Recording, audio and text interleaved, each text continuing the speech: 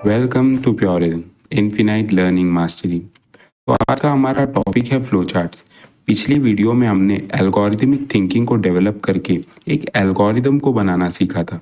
अगर आपने वो वीडियो नहीं देखी है तो कोर्स की प्लेलिस्ट से जाके आप वो देख सकते हो, क्योंकि आज की वीडियो में हम एल्गोरिदम्स को लिखने का या रिप्रेजेंट करने का एक तरीका सीखने वाले हैं।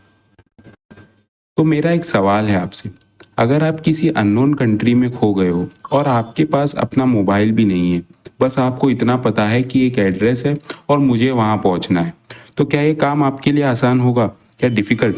ऑब्वियस सी बात है, ये तो बहुत डिफ़िकल्ट होगा।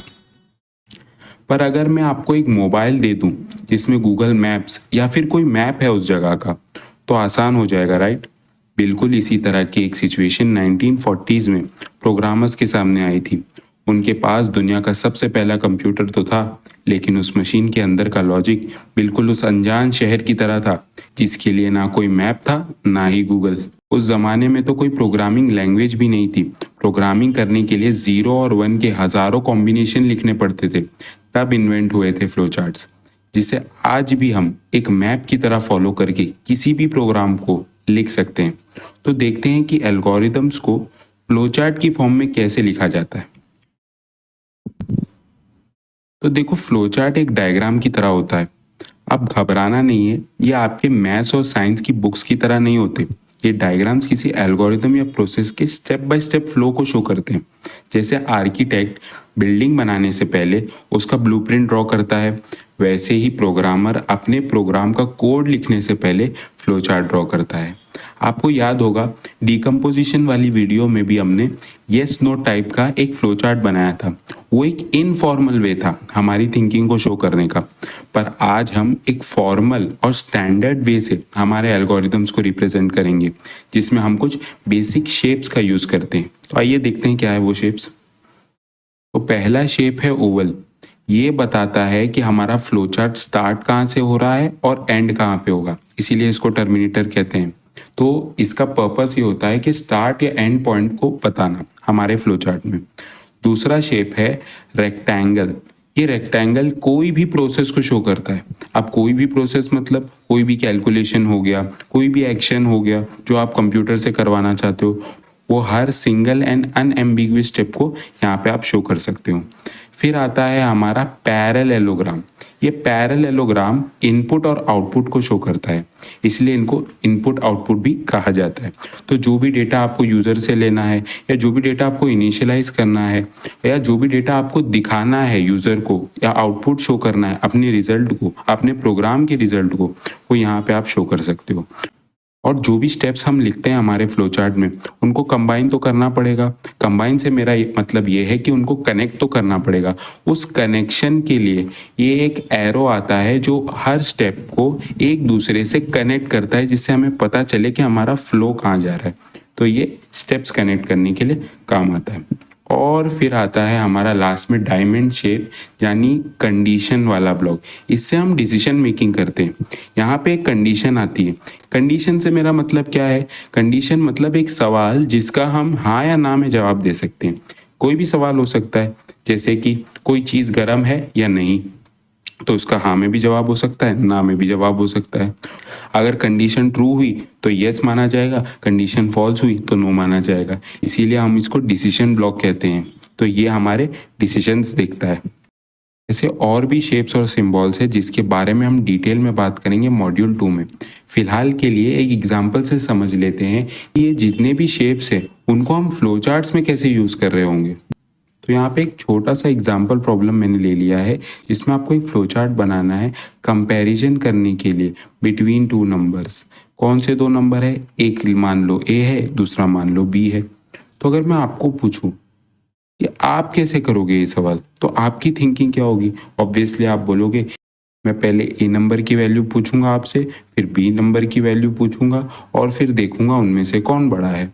जो भी बड़ा होगा उसकी वैल्यू आपको बता दूंगा, और that will be the right answer. तो यही चीज़ स्टेप बाय स्टेप हमें कंप्यूटर से करवानी है। तो उसके लिए हमें क्या करना पड़ेगा? पहले हमें लेना पड़ेगा स्टार्ट। अब हमारी थिंकिंग क्या है कि हम पहले पूछेंगे कि क्या है वो नंबर, तो वैसे ही आपको भी बताना पड़ेगा वो नंबर कंप्यूटर को। तो उसके लिए ले लेंगे हम इनपुट। तो ये हमारा स्टार्ट हो गया और ये हम ले लेंगे इनपुट ए एंड बी। तो ये हमने दो नंबर को इनपुट ले लिया है। अब एक एरो से इन दोनों को जोड़ लेंगे, क्योंकि स्टार्ट के बाद तो हमें इनपुट ही लेना है, तो दोनों ब्लॉक्स को जोड़ना तो ज़रूरी है। अब हम ले लेंगे कंडीशन ब्लॉक, क्योंकि चेक तो करना पड़ेगा ना कि कौन सा नंबर बड़ा है कौन सा नंबर छोटा है। तो उसके लिए हमें ये चेक करने के लिए कंडीशन डालनी पड़ेगी, यानी एक सवाल डालना पड़ेगा कि क्या ए बी से बड़ा है। अगर है, अगर येस हो जाती है, अगर ये कंडीशन सेटिस्फाई हो जाती है यानी कि ट्रू हो जाती है, तो क्या करना है हमें हमें आउटपुट में प्रिंट करा देना है कि ए जो है वो ग्रेटर है, और फिर इसको हम एरो से जोड़ लेंगे। पर अगर नहीं है तो फिर हम ये कह सकते हैं कि बी ग्रेटर है, तो सेम चीज हमें बी के लिए प्रिंट करानी होगी कि बी इस बार ग्रेटर है। तो ये हो गया बी इज ग्रेटर, और इसको हम एरो से जोड़ लेते हैं। तो देखो अब हो गया हमारा काम खत्म। तो जो प्रोग्राम हमने स्टार्ट किया था वो फाइनाइट स्टेप्स से हम एंड भी कर देंगे। अब एंड करने के लिए इसको हम हमारे जो भी दो आउटपुट्स थे उससे हम प्रोसेस को एंड कर देंगे, जिससे हमें क्या लगे कि हाँ यहाँ पे हमें समझ में आ जाएगा कि हमारा प्रोग्राम स्टॉप हो गया है, हमारा प्रोग्राम एंड हो गया है। तो ऐसे दिख रहा होगा हमारा फ्लो चार्ट। हाँ थोड़ी लाइन टेढ़ी वेढ़ी हो सकती है, तो उसके लिए प्लीज़ बेयर विथ मी।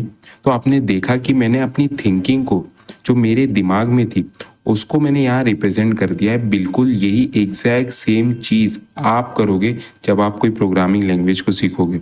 बस फ़र्क सिर्फ इतना होगा कि आप वहाँ एक्चुअल सोल्यूशन का कोड लिखोगे जो आपके प्रॉब्लम को एक्चुअली सॉल्व करेगा। हो सकता है कुछ लोगों को ये बहुत ओवरवेलमिंग लग रहा होगा, पर जैसे ही आप मॉड्यूल 2 पर पहुंचोगे और खुद से लॉजिक बिल्ड करना सीखोगे, it will be easy as butter. मक्खन की तरह आसान हो जाएगा किसी भी प्रॉब्लम का सोल्यूशन या लॉजिक बिल्ड करना आपके लिए। तो फ्लोचार्ट बनाना तो हमने सीख लिया, पर एक और सवाल है जिसको मैं एड्रेस करना चाहूँगा, और आपके मन में भी आया होगा कि फ्लोचार्ट्स तो 1940s में इन्वेंट हुए थे। जैसे मैंने बताया था कि तब कोई प्रोग्रामिंग लैंग्वेज भी नहीं थी, पर अब तो हमारे पास प्रोग्रामिंग लैंग्वेजेस भी है और अब एआई का ज़माना है। तो फिर क्या ज़रूरत है फ्लोचार्ट्स बनाने की? हम डायरेक्टली कोडिंग पे जंप क्यों नहीं कर रहे? तो फ्लोचार्ट्स के कुछ ऐसे यूज़ केस बताता हूँ जो आज भी रेलेवेंट है, और इससे आपको फ्लोचार्ट का इम्पोर्टेंस और क्लियर हो जाएगा। तो आइए देखते हैं क्या है वो यूज़ केसेस। तो सबसे पहला यूज़ केस है लॉजिक के अंदर मिस्टेक्स फाइंड करने के लिए फ्लोचार्ट को यूज़ करते हैं। एक एग्जांपल से समझाता हूँ। जैसे अगर एक नॉर्मल मॉर्निंग रूटीन है आपका, उसका एक फ्लो होगा कि पहले उठना है, फिर ब्रश करना है, फिर कपड़े चेंज करके नहा लेना है। पर एक सेकेंड, कपड़े चेंज करके कौन नहाता है? सही रूटीन तो वो हुआ ना जिसमें हम नहाने के बाद कपड़े चेंज करेंगे। तो इससे क्या समझ में आया कि आपने एरर 2 मिनट में पकड़ लिया। तो एरर्स को फाइंड करने की समझ आपको फ्लो चार्ट बनाते ही आ जाती है। अगला यूज केस है, कोई भी एल्गोरिथम का लॉजिक इजीली समझ सकते हो और समझा भी सकते हो फ्लो चार्ट की मदद से। जैसे मैंने आपको समझाया दो नंबर्स के कंपैरिजन के बीच का लॉजिक। अगला यूज केस है टीम कम्युनिकेशन। देखो जब कोई बड़ी ऐप या वेबसाइट बनती है तो एक टीम वर्क करना पड़ता है। हर टीम मेंबर का अपना अलग काम होता है, तो हर टीम मेंबर अपना एक अलग फ्लो चार्ट बनाता है जिससे वो अपना लॉजिक या उसका फ्लो इजीली शेयर कर सकता है दूसरे टीम मेंबर्स के साथ। तो अब अंडरस्टैंडिंग तो हो गई है, एक्यूरेसी का क्या करें? तो उसके लिए मेरे पास एक ही जवाब है, वो है using AI the right way. क्योंकि हमें टाइपिंग करके फिंगर्स को ट्रेन नहीं करना है, थिंकिंग करके दिमाग को ट्रेन करना है। तो उसके लिए आपको डिस्क्रिप्शन के लिंक से एक एआई गेम प्रॉम्प्ट मिल रहा होगा। उस प्रॉम्प्ट को किसी भी चैट बेस एआई टूल पे कॉपी पेस्ट करके एक क्वेश्चन आंसर टाइप गेम खेल सकते हो, जहाँ पे एआई आपके आंसर्स के बेसिस पे बता देगा कि आपने मास्टरी अचीव की है या नहीं। तो आज के लिए इतना ही। Always remember, what you seek is seeking you.